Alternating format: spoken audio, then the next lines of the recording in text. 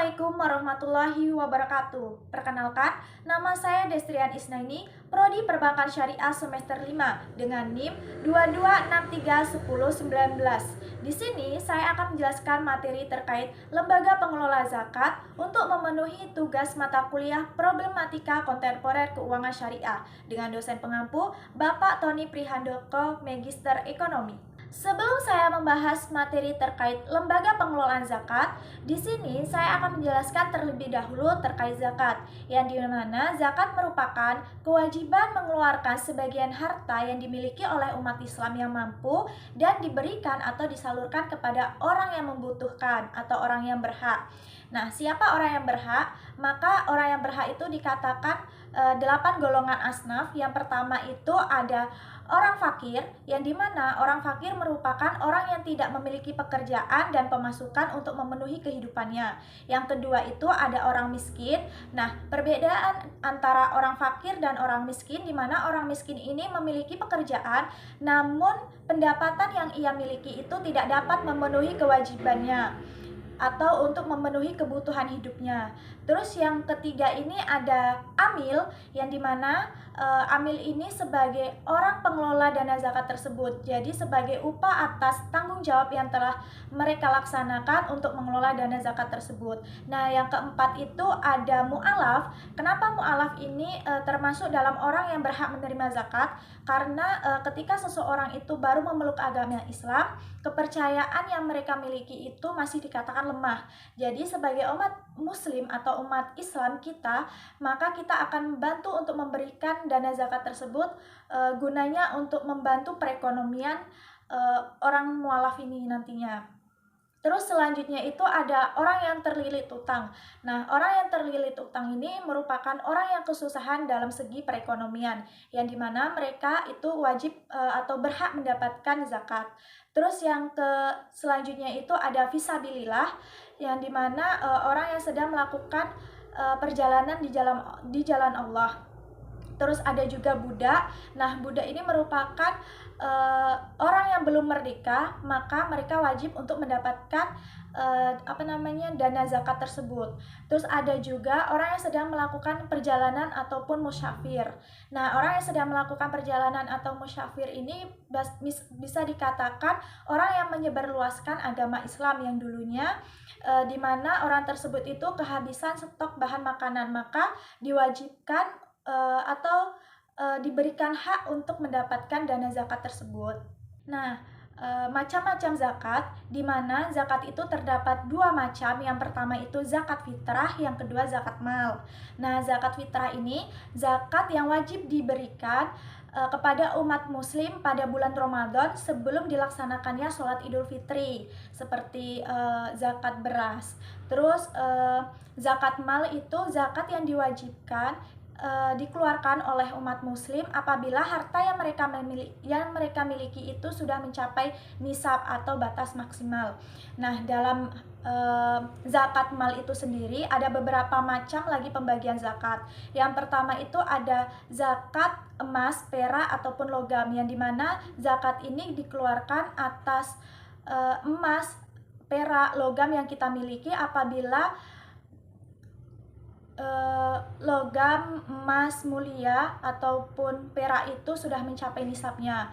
Terus ada juga zakat peternakan, yang dimana zakat ini zakat yang harus kita keluarkan atas peternakan yang kita miliki apabila peternakan kita ini sudah mencapai, kalau di peternakan sapi sudah mencapai 30 ekor sapi.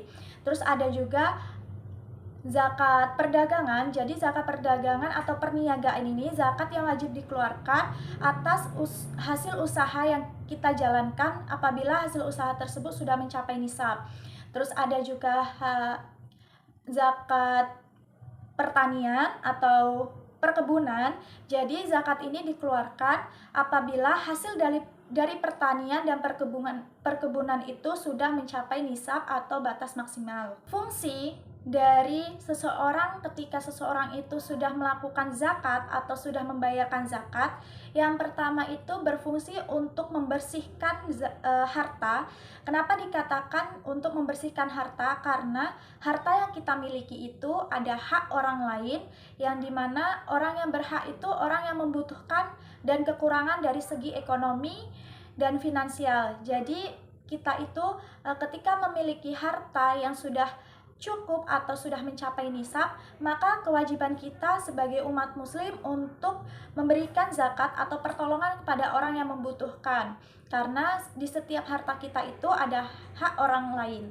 Terus ada juga untuk mensucikan jiwa. Kenapa kenapa zakat ini dikatakan untuk membersihkan jiwa?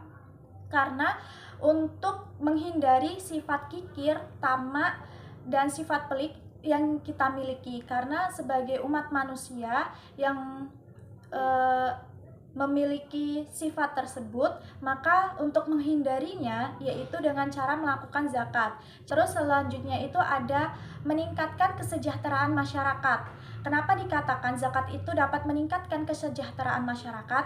Karena seperti yang kita ketahui sendiri bahwa di sekeliling kita itu masih banyak orang yang kekurangan dari segi ekonomi. Maka tugas kita bagi umat Islam yang dikatakan mampu dari segi perekonomian, maka berkewajiban untuk membantu umat-umat kita dalam memenuhi kebutuhan mereka dengan memberikan zakat tersebut. Intinya menyisihkan harta kita untuk diberikan kepada orang yang membutuhkan. Nah, terkait zakat ada juga Quran surat Ar-Rum ayat 39 yang membahas mengenai zakat, yang bunyinya Bismillahirrahmanirrahim. Wa ma ataitum mir ribal liyarbu fi amwalim nasi fala yarbu indallah wa ma ataitum min zakatin furiduna wajhallahi faulaika humul mutifun. Yang artinya, dan sesuatu riba atau tambahan yang kamu berikan agar harta manusia bertambah, maka tidak bertambah dalam pandangan Allah. Dan apa yang kamu berikan berupa zakat dengan maksud untuk memperoleh keridhaan Allah, maka itulah orang-orang yang melipat gandakan pahalanya. Nah, dari Quran surat Ar-Rum ini saya menyimpulkan bahwa harta yang kita miliki dengan cara yang tidak dibenarkan seperti bunga atau bahkan tambahan yang memang dilarang di agama Islam, itu tidak dapat menambah jumlah dari harta yang kita miliki. Karena walaupun harta yang kita miliki ini banyak, namun cara memperolehannya itu tidak dibenarkan, maka dalam pandangan Allah itu harta kita tidak bertambah. Namun apabila kita dalam mencari harta, memperolehkan harta itu dengan cara yang benar, terus kita zakatkan dengan maksud untuk memperoleh keridhaan Allah, maka kata Allah itulah orang-orang yang melipat gandakan pahalanya. Maka hal ini tuh larangan terkait bunga atau bahkan tambahan yang dilakukan manusia supaya harta yang mereka miliki itu bertambah. Ada juga Quran surat Al-Hasri ayat 19 yang bunyinya Bismillahirrahmanirrahim wa fi amwalihim haqqul lisaili wal mahrum, yang artinya, dan pada harta benda mereka ada hak orang miskin yang meminta dan hak orang miskin yang tidak meminta. Nah, dari Quran surat tersebut saya menyimpulkan bahwa di dalam harta kita umat Islam itu memang ada hak orang lain yang harus kita berikan kepada orang yang berhak tersebut.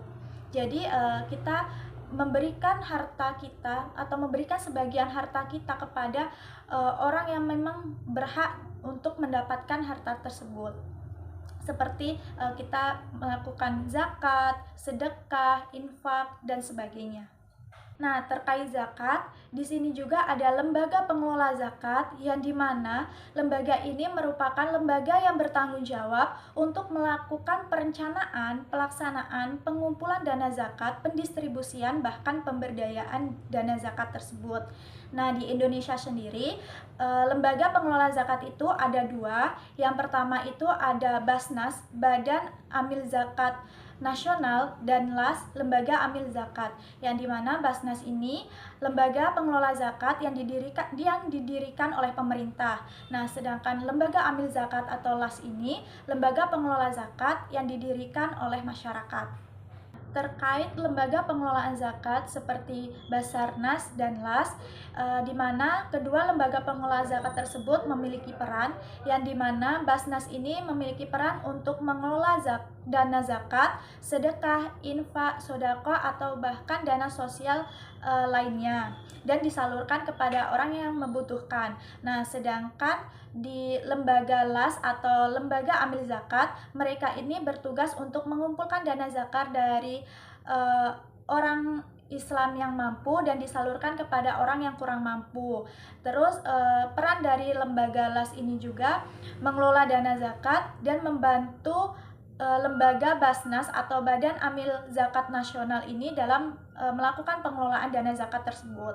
Nah, lembaga pengelola zakat itu dikatakan berhasil apabila mereka itu dalam melaksanakan kegiatan operasionalnya. Yang pertama itu adanya transparansi dan akuntabilitas. Nah, transparansi dan akuntabilitas yang dilakukan oleh lembaga pengelola zakat kepada pemerintah dengan memberikan laporan keuangan yang jelas dan tepat kepada pemerintah.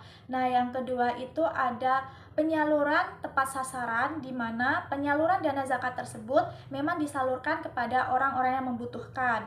Nah, yang ketiga ini memiliki dampak positif. Nah, dalam penyaluran dana zakat tersebut berdampak positif pada perekonomian masyarakat. Nah, yang selanjutnya itu ada menimbulkan reputasi dan kepercayaan, yang dimana masyarakat ini percaya kepada lembaga pengelola zakat untuk mengelola dana zakat yang telah terkumpul dan disalurkan kepada orang-orang yang membutuhkan. Nah, selanjutnya itu ada peningkatan dana zakat yang dikelola tersebut. Jadi, setiap tahunnya dana zakat tersebut mengalami peningkatan yang dikelola lembaga pengelola zakat tersebut. Maka operasional lembaga pengelola zakat tersebut dikatakan berhasil apabila sudah mencapai target tersebut. Nah, di Indonesia sendiri, lembaga pengelola zakat itu sudah melakukan transparansi dan akuntabilitas. Terus, penyaluran dana zakat tersebut sudah dilakukan dengan tepat sasaran, memiliki dampak yang positif.